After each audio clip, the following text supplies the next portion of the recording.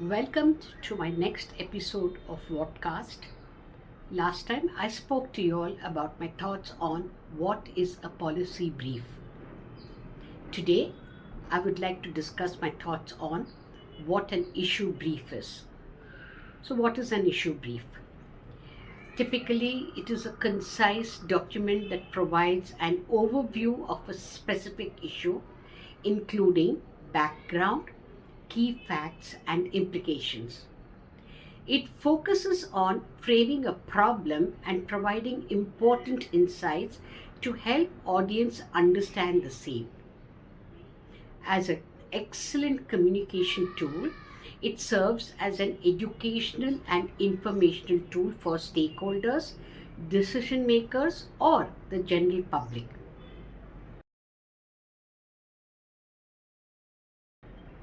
So you may ask, what is the purpose of an issue brief? Firstly, it functions as a basis for discussions and policy discussions. Secondly, it aids stakeholders understand an issue, context, and significance. Thirdly, it creates awareness for general public by educating them on critical issues. Fourthly, it provides factual information to use in campaigns. If you do want to use it as an effective communication tool, you need to keep in mind some very important points. Simplify complex issues to showcase clear and concise content. Highlight key points and important factors rather than stress on irrelevant concepts or content. Kickstart the issue brief with the most important factors. Include visual elements to make the document engaging and easier to remember.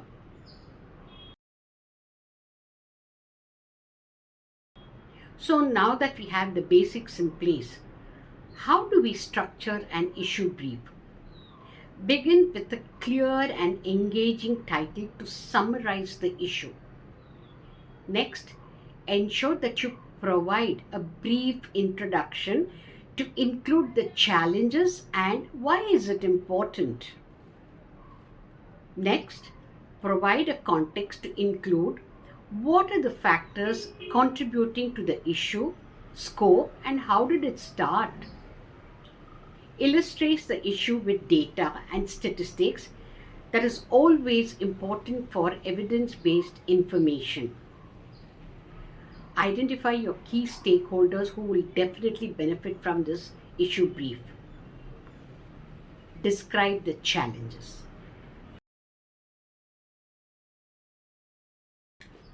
Now, you may even wonder what could be the difference between a policy brief and an issue brief. First thing is, let's look at the elements. Focus for an issue brief. It explains the problem and its context. In a policy brief, it provides solution and actionable recommendation. Who could be the audience for an issue brief? A broad public, stakeholders, or policymakers. For a policy brief, it's a targeted audience who could include or will include policymakers and decision makers. What could be the typical length of an issue brief? It should be shorter, for example, between 1 to 2 pages. That's why it's called an issue brief. A policy brief could be slightly longer, could span 2 to 4 pages. What is a tone that you can use in an issue brief? It should be informational and often neutral. Whereas in a policy brief, it's got to be persuasive and action oriented. Finally, what is the purpose of an issue brief? As I've already mentioned, it is to inform and educate. Policy brief, it is to influence and guide decision making.